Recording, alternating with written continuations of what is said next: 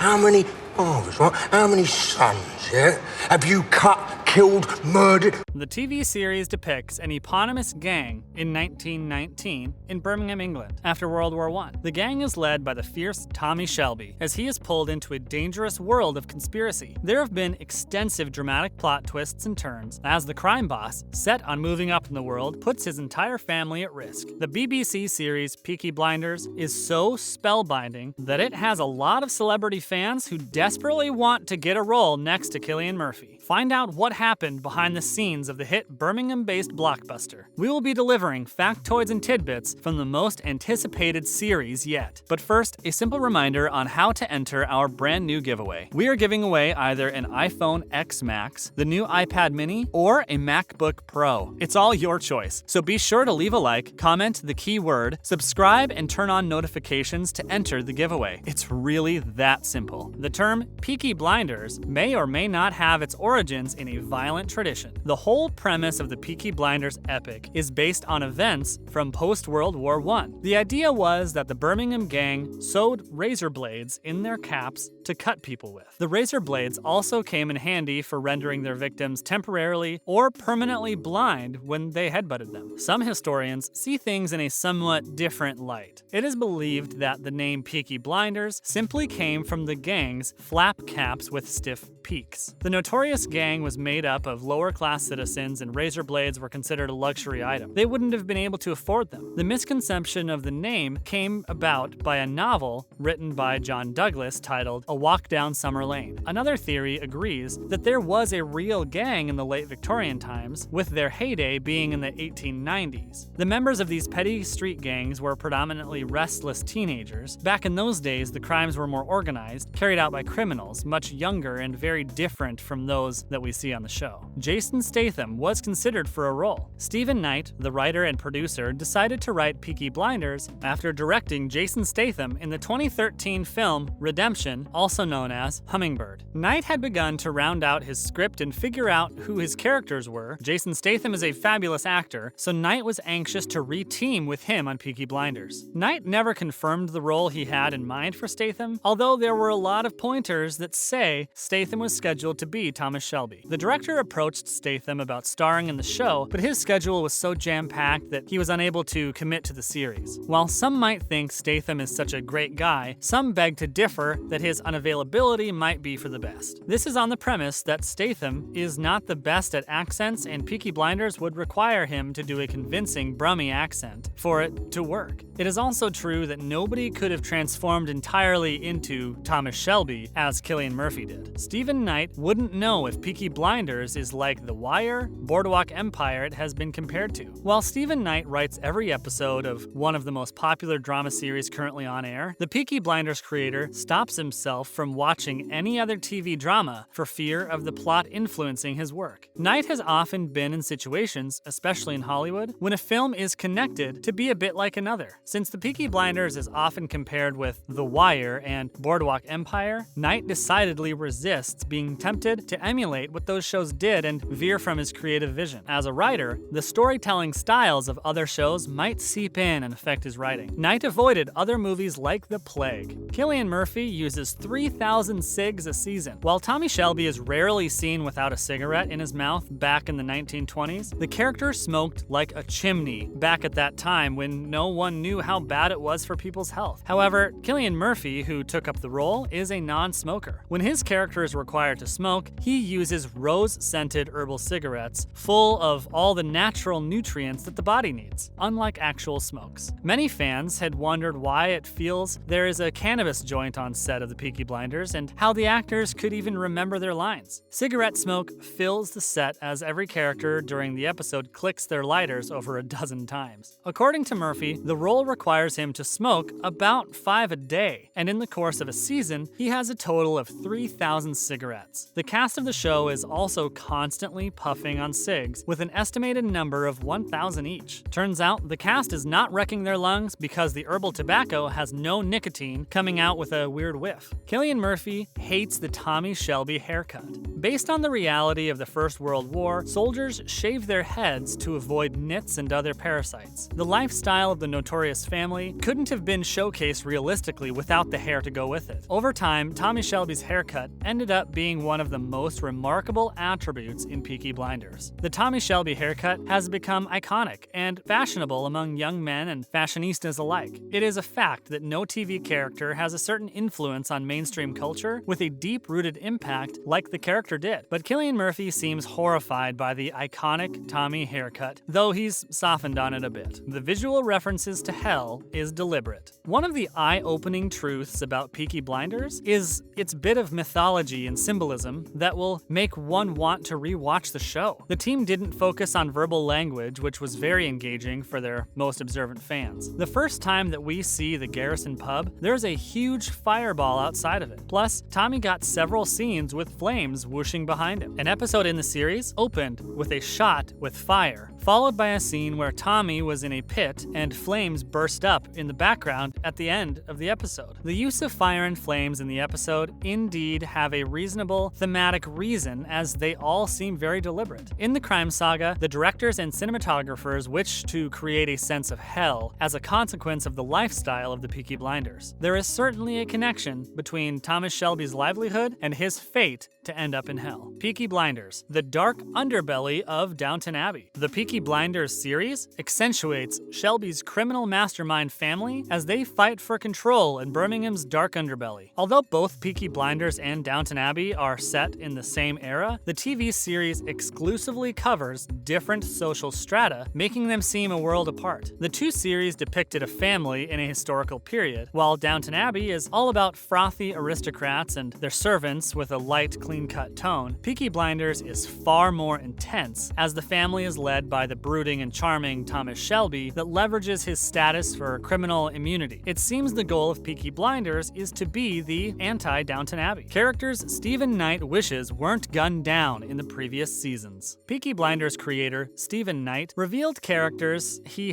regrets killing off, giving the impression that he mourns every single death in the series so much that he finds contrivances to make sure that death is rarely predominant. One heartbreaking death the BBC series has seen over its 5-season run so far is the gypsy gangster character played by Game of Thrones star Aidan Gillen. Knight didn't give much reasoning for Aberama's brutal death at the hands of a violent mobster in the employ of Oswald Mosley, but one can imagine that Aberama's thirst for revenge would have come in handy in the upcoming season's writing process. "I should have kept Aberama alive. I could have just wounded him," Stephen said. Turns out Aberama isn't the only one Knight wishes he hadn't been so trigger-happy with. There's one death that upset Knight the most, a character he wishes didn't have to die. Knight disclosed that Tom von Lawler, the IRA officer, was an intriguing actor he thinks about every single day, in his every step and every move back in the mists of Season 1. Van Lawler, who played May Lucky Byrne, was only in one episode in the end, as he was sadly murdered by Tommy Shelby. Knight mentioned his candle burned out long before his legend ever will. Sam Neill didn't initially